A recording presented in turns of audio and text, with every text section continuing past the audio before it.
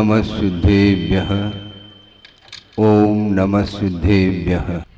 नमः श्री वर्धमानाय निर्धूत कलिलात्मने सालोकानां त्रिलोकानां यद विद्या दर्पणायते। अहिंसा परमो धर्म की महावीर भगवान की जय। प्रातः स्मरणीय परम पूजाचार्य गुरुवर श्री विद्यासागर जी मुनि महाराज राज की जय। पूज्य नरैया बख्शरण समय सागर जी महाराज की, मुनि संघ के, आरिका संघ के।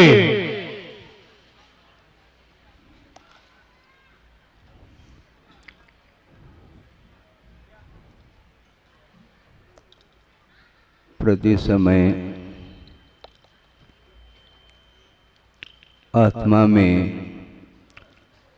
परिणाम उत्पन्न होते रहते हैं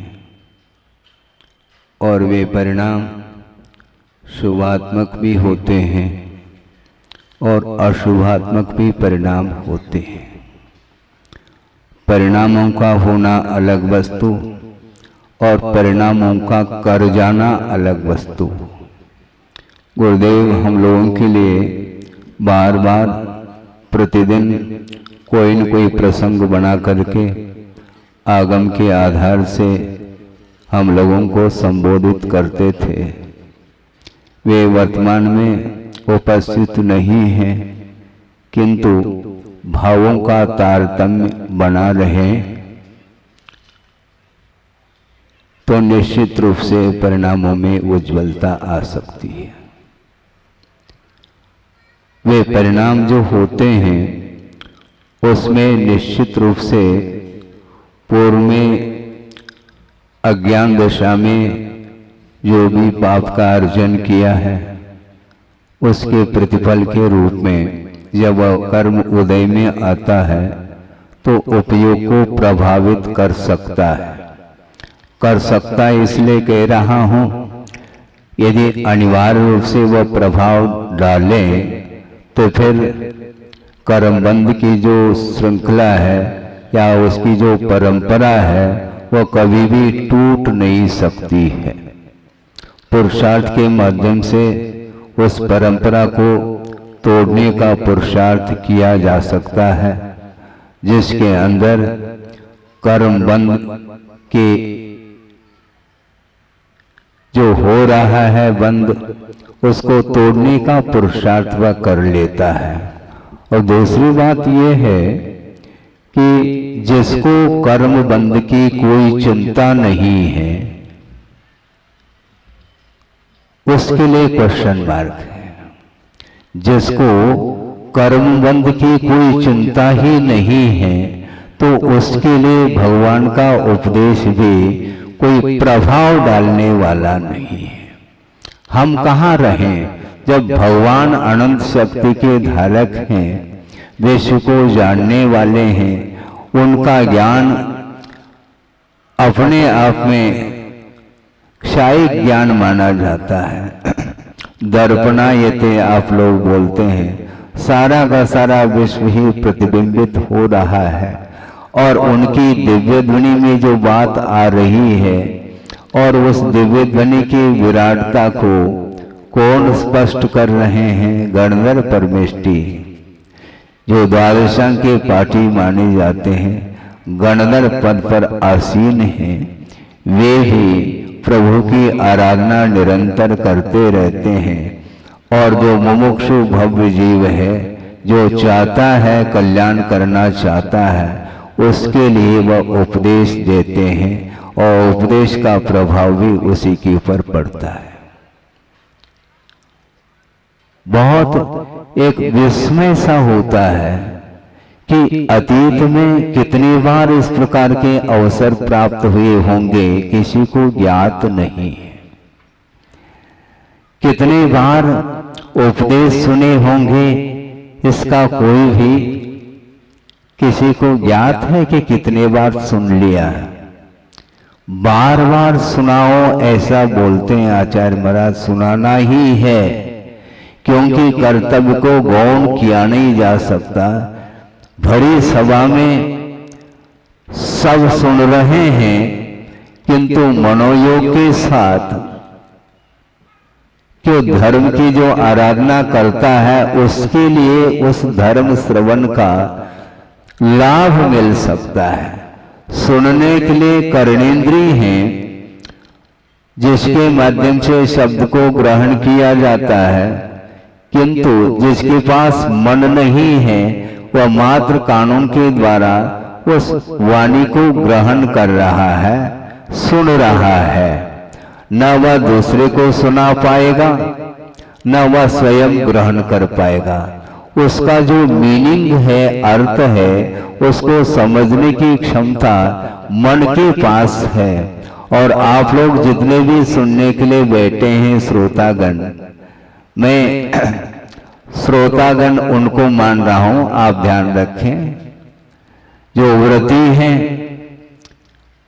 वो अलग हैं और उनके पीछे जो बैठे हैं उनको मैं श्रोता के रूप में स्वीकार करता हूं। उनके लिए ये उपदेश है। और जिन्होंने गुरुदेव के उपदेश और आदेश को आत्मसात करके जो साधना में रत हैं, यथायोग व्रतों का पालन करने के लिए जो निरंतर प्रयासरत हैं, उनके लिए ये उपदेश नहीं है।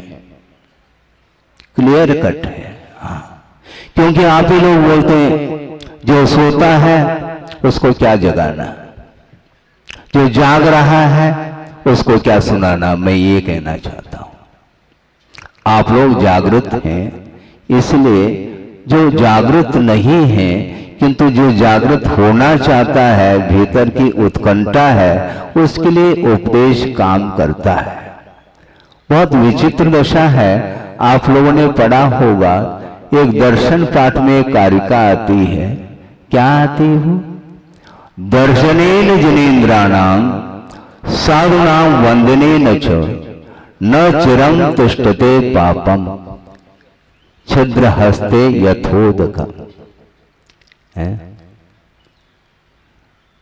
अंजलि बनाई आपने और उसमें जल डाला गया और वह एक एक एक एक बूंद करके रिस जाता है। उसी प्रकार जिनेंद्र भगवान के दर्शन और मुनींद्रों के दर्शन करने से चिर संचित जो पाप है वह एक क्षण में वह क्षय को प्राप्त हो जाता है। ये दर्शन पाठ में ये कारिका है, यह भाव है उसका। अब अतीत में हमने कितने बार जिनेंद्र भगवान के दर्शन किए, कितने बार मुनींद्रों के दर्शन किए, इसके उपरांत भी वह पाप गल क्यों नहीं रहा है, वह पाप समाप्त क्यों नहीं हो रहा है, क्षय को क्यों नहीं प्राप्त होता है? प्रश्न यह है। अब उत्तर क्या मिलेगा? उत्तर यही मिलेगा, हमने उस कारिका को तो पढ़ लिया बार बार, किंतु उसको आत्मसात नहीं कर पाए। प्रसंग में दे रहा हूं, गुरुदेव ने ये कहा, उनके मुख से मैंने सुना, आपने सुना हो तो अच्छी बात है। उन्होंने एक बार कहा कि वंदना करना सीखो। आप सुन रहे हैं? गुरुदेव ने ये कहा कि वंदना करना सीखो। मैं बैठे बैठे सुन रहा था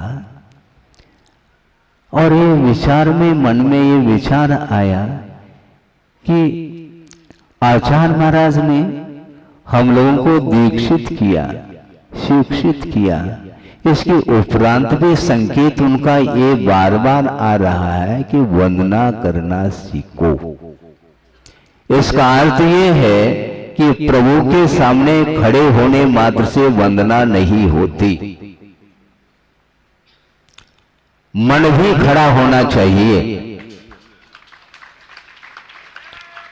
हम तो प्रतिमावत खड़े हो गए, किंतु मन हमारा किधर जा रहा है? मन में कौन कौन से अपेक्षाएं उत्पन्न हो रही हैं? उन अपेक्षाओं के साथ जो प्रभु की आराधना है वह आराधना नहीं मानी जाती। समीचीन आराधना यदि हम एक क्षण के लिए भी करते हैं तो निश्चित रूप से मोह कर्म के ऊपर प्रभाव पड़े बिना रह ही नहीं सकता। और वह निश्चय से निजानंद रसलीन कहा है कि सकल के गायक तदपि फिर भी निजानंद रसलीन, वो अपने आप का स्वाद ले रहे हैं, स्व का संवेदन, और वह भी वर्तमान का संवेदन होता है।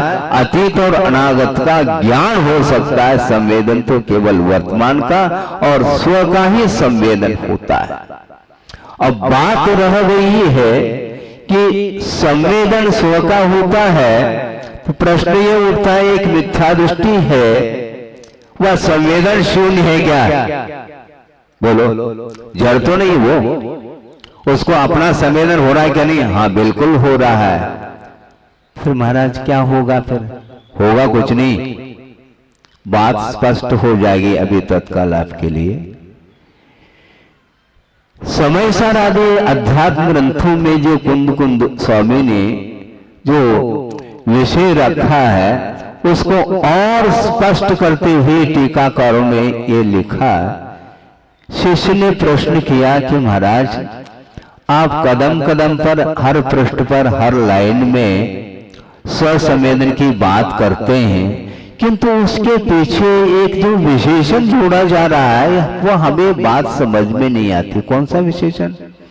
वीतराग स्वसंवेदन। मात्र स्वसंवेदन नहीं कहना चाहते, वीतराग स्वसंवेदन। महाराज कोई सराग स्वसंवेदन भी होता क्या? हाँ, क्यों नहीं होता? ये पारशेष न्याय से स्पष्ट हो जाएगा, क्योंकि जो कुछ भी विशेषण जोड़ा जाता है वह अन्य विषयों को वह पृथक करने के लिए ही विशेषण जोड़ा जाता है। ये क्लियर है। जैसे मान लो जीव कहा यावन मात्र जीव ग्रहित हो जाएंगे, किंतु मुक्त जीव कहा तो संसारी जीव पृथक हो जाएंगे। उसी प्रकार स्वसंवेदन कहते ही निगोद से लेकर के शुद्ध परमेष्टि तक सब संग्रहित हो जाएंगे, किंतु वीतराग स्वसंवेदन कहते ही सराग संवेदन करने वाले जो जीव हैं वो अपने आप पृथक हो जाते हैं। इससे स्पष्ट है गुरुदेव का बार बार संकेत जो जाता है, वंदना करना सीखो। हम सीख नहीं पाए अभी तक, अब तो सीखे कम से कम, क्योंकि अभी तक तो गुरुदेव सामने थे और वो कान पकड़ करके भी हम लोगों को समझा सकते थे, इसमें कोई दोहरा नहीं। लेकिन कान उसी का पकड़ा जाता है जो देता है। हाँ बिल्कुल, उपदेश तो सामान्य होता है, किंतु जिन्होंने विशेष रूप से गुरु को स्वीकार कर लिया है तो गुरु की दृष्टि में वह शिष्य माना जाता है। तो शिष्य के लिए वो डांट दे सकते हैं, डांट सकते हैं, किंतु जो शिष्यत्व को स्वीकार नहीं करता उसके लिए भगवान भी कुछ नहीं कहेंगे और गुरु भी कुछ नहीं कहेंगे। फिर क्या कहेंगे? ओम शांति कहेंगे। हाँ, ओम शांति का अर्थ क्या? बहुत गहरा अर्थ है, लेकिन जहां कहीं भी ओम शांति का प्रयोग नहीं किया जाता, जहां करना चाहिए वहां पर किया जाता है। कभी भी मैं बार बार इसका प्रयोग करता हूं, लेकिन अवसर दे करके प्रयोग करता हूं। बहुत भक्तगण भाव विभोर होकर के प्रशंसात्मक कुछ शब्दों के प्रयोग करते हैं, उस समय ओम शांति कहता हूं, क्योंकि मेरा कर्तव्य है, आपका कर्तव्य आप जानो। मैं निषेध करूं तो कब तक करूं? एक लिमिटेशन है। एक व्यक्ति को निषेध कर दिया, दूसरा आ गया, वो भी उसी का अनुकरण कर रहा है, तो मैं कब तक कर सकता हूं? ओम शांति के माध्यम से क्लियर हो जाता है कि महाराज कुछ अलग ही भाव दर्शा रहे हैं। तो मैं ये कहना चाहता हूं कि वंदना करना सीखो। करने से मुझे ऐसा लगा अभी तक हम लोगों ने वंदना प्रभु की और गुरु की हृदय से वंदना नहीं की। यदि करते तो इस धरती पर क्यों होते? सुन रहे हैं आप? इसमें मैं भी शामिल हूं, ऐसा नहीं कि मैं पृथक हो गया हूं। आप लोगों के बीच में मैं भी हूं और आप भी बैठे हैं। मैं भी संसारी हूं, आप भी संसारी हैं, और संसार से मुक्त होने के लिए सारा का सारा उपक्रम, ये साधना की जा रही है। इसलिए गुरुदेव एक एक शब्द जो कहते हैं वो सूत्रात्मक होते हैं। महाराज हमारे लिए सूत्र दे दो, ये बहुत बड़ा सूत्र है ये। हाँ, सूत्र दो। हम कहते महाराज तत्व सूत्र ले लो।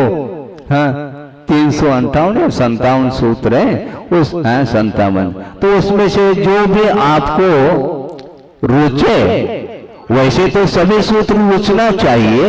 इसके उपरांत भी मान लो, भाव विशेष रूप से मान लो किसी सूत्र में निकलते हैं, उसमें जटिलता नहीं है, ऐसे सूत्रों को भी आप आत्मसात कर सकते हैं। और उसमें एक सूत्र है, जगत काय स्वभाव हुआ संवेग वैराग्यार्थम कहा। जगत का चिंतन करो तो संवेग उत्पन्न होगा, और इस काया का चिंतन करो तो वैराग उत्पन्न हुए बिना रह नहीं सकता। ये क्लियर है। संवेग और वैराग के बिना जीना कोई जीना नहीं है। मरना फिर भी उपयुक्त है, किंतु संवेग और वैराग के बिना दीर्घ काल तक जीना भी कोई जीना नहीं माना जाता। हाँ, नहीं माना जाता।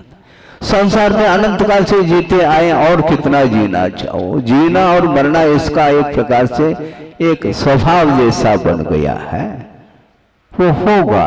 जातस्य मरणम ध्रुवम कहा, ये निश्चित है। किंतु जी करके हम कौन सा कार्य कर रहे हैं?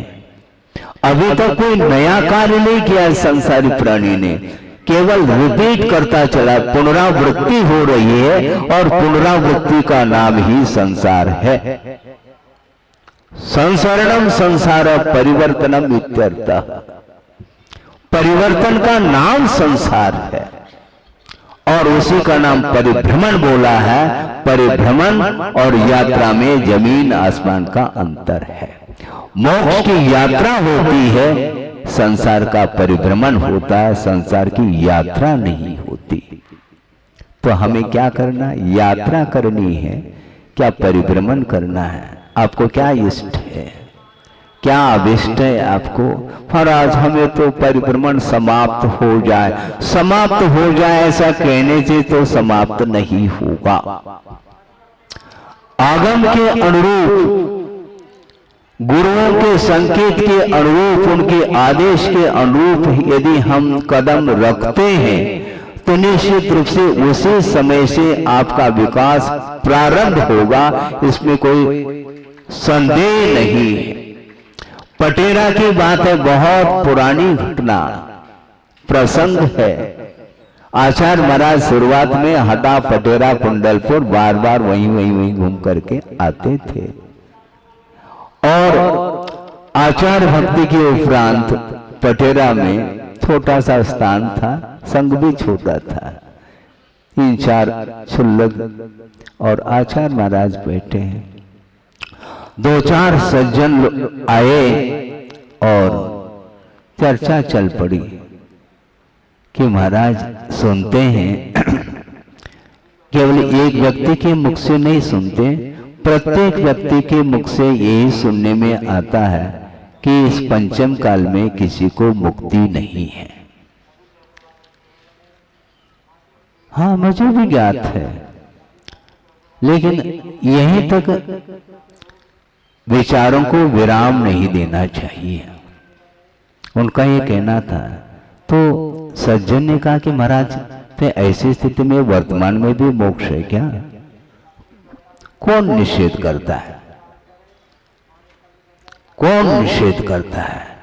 इसको लेकर के आपके मन में ये विकल्प आ सकता है, भले ही हम और आपको नहीं होगा, किंतु अपहरण जो शुद्ध होते हैं उनके लिए मुक्ति होने में कोई बाधा नहीं। हाँ, ये तो ठीक है। इतना ही नहीं, एक कदम और आगे बढ़ करके उनका कहना ये रहा कि वर्तमान में मुक्ति है। महाराज जल्दी स्पष्ट कर दो, बहुत आकुलता है। इसी का नाम तो संसार है, इसी का नाम संसार है। और जिसके जीवन में जितनी जितनी मात्रा में निराकुलता बढ़ रही है उतनी मात्रा में वह मुक्त है। मुक्ति और कौन सा मोक्ष, किस चिड़िया का नाम मोक्ष है? निराकुल भाव का नाम मोक्ष। ये द्रव्य मोक्ष ये बाद की बात है। कर्मों की निर्जरा करने में समर्थभूत जो निर्मल परिणाम है वे ही मुक्ति के लिए कारण सिद्ध होते हैं। ऐसा कौन सा क्षण जिस क्षण में हमारे भावों में निर्मलता आती है और हम निराकुल भाव का अनुभव करते हैं। कभी आपने विचार किया है, कभी सोचा है? सोचने में आता है हमेशा आकुलता आकुलता आकुलता, और कह रहे हैं आकुलता बिन कहिए। दूसरे को कह रहे हैं हम कहिए, हम स्वयं क्या कहना चाहते हैं? मोक्ष तो आकुलता बिन कहिए। मोक्ष प्राप्त करने की आकुलता भी ठीक नहीं कहते हैं आचार्य महाराज कि आकुलता क्यों करते हो? आकुलता करने से होता क्या है? आकुलता के कारण विश्वास में कमी आती है, ये उनका कहना है। जब आपको विश्वास है आगम के ऊपर, गुरुओं के वचनों के ऊपर और प्रभु के ऊपर जब विश्वास है तो विश्वास के साथ करने योग्य कार्य निरंतर सहजता से और सरलता से करते चल जाए, निश्चित रूप से सामने मंजिल देखने को मिलेगा। बहुत कठिन हो चुका है वर्तमान में। ये जो धर्म का स्तर है बहुत गिरता चला जा रहा है और धार्मिक क्षेत्र में लौकिकता प्रविष्ट हो चुकी है, ध्यान रखो। हाँ, मैं पढ़ रहा हूं, मैं गलत नहीं कह रहा हूं, क्योंकि गुरुदेव ने कई बार उन्होंने कहा, मैं उन्हीं वचनों को रिपीट करता रहता हूं, शब्द भिन्न हो सकते हैं। उनका यही कहना है सारे धार्मिक क्रियाएं करते हुए भी वो क्रियाएं बहुत औपचारिक होती चली जाती है। हमारे सामने वह प्रसंग यही की बात है। चातुर्मास हो रहा था और शांति धारा हेतु लोगों ने, श्रावकों ने निवेदन किए, महाराज आपको भी वहां पर पहुंचना है। हाँ ठीक, वैसे ही हम प्रतिदिन पहुंचते हैं, देख लेंगे शांति धारा। जा करके बड़े बाबा की वंदना कर ली, स्तुति कर ली, वहीं पर बैठ गए और वहां पर पहले से ही शांति धारा करने वाले काफी सज्जन एकत्रित हुए थे और स्वच्छ सोले का वस्त्र पहन करके आए थे। और उसी समय एक परिवार और आया और निकट बड़े बाबा हैं और बड़े बाबा के निकट में बैठा हूं और बड़े बाबा का दर्शन करके और मेरे सामने आकर के नमोस्तु तो बाद में किया कि महाराज ये हमारा बड़ा बेटा है और ये छोटा बेटा है, आप इसको आशीर्वाद दे दीजिए। मुझे मन में ऐसा लगा ये क्षण के लिए तो प्रभु के चरणों में गए और उस समय भी अपने परिवार को भूल नहीं पा रहे हैं। हम सोचो, विचार करो, आप वंदना करो, उतने क्षण के लिए तो कम से कम प्योरिटी होनी चाहिए। बाद में तो ठीक है जो आपको कहना हो कहो, किंतु कम से कम शांति धारा देखने के लिए आए हैं तो कम से कम शांति उतने क्षण के लिए तो शांति का अनुभव करो। मेरे मन में भाव आया, कहा कुछ नहीं हमने, क्योंकि कहने से कोई सार नहीं निकलता। हाँ, क्योंकि हम कहते चले जाते हैं और उनको जो करना है वही करता चला जाता है। नमोस्तु बाद में पहले महाराज हम जबलपुर से आए, नमोस्तु। हाँ, इसी प्रकार चौके में महाराज हम दोनों से आए हैं, मन शुद्धि, वचन शुद्धि, काय शुद्धि। भाव है उनके, वो अपनी जगह है। मैं ये कहना चाह रहा था, इसलिए गुरुदेव का ये कहना है कि वंदना करना सीखो। लाइसेंस चाहिए, परमिट जिसको बोलते हैं, नेशनल परमिट जिसको बोलते हैं। बिना ऑर्डर, बिना आदेश संभव नहीं। वह योग्य है व्यक्ति कर्तव्य के पालन करने के लिए, किंतु बिना उनके संकेत आदेश के वह एक बाल मात्र भी इधर का उधर नहीं कर सकता और नहीं करना चाहिए। यह हमारा भाव है। आ रहा है? करने योग्य कार्य वह कर्तव्य, करने योग्य कार्य कर्तव्य, इतना ही अर्थ है इसका। इसलिए आचार्य महाराज का इनडायरेक्ट रूप से दूसरे शब्दों के प्रयोग कर रहे हैं। आउट ऑफ कोर्स कभी भी अपने हाथ में नहीं लेना चाहिए। हम इसको आउट ऑफ कोर्स के रूप में ही रखना चाहते हैं।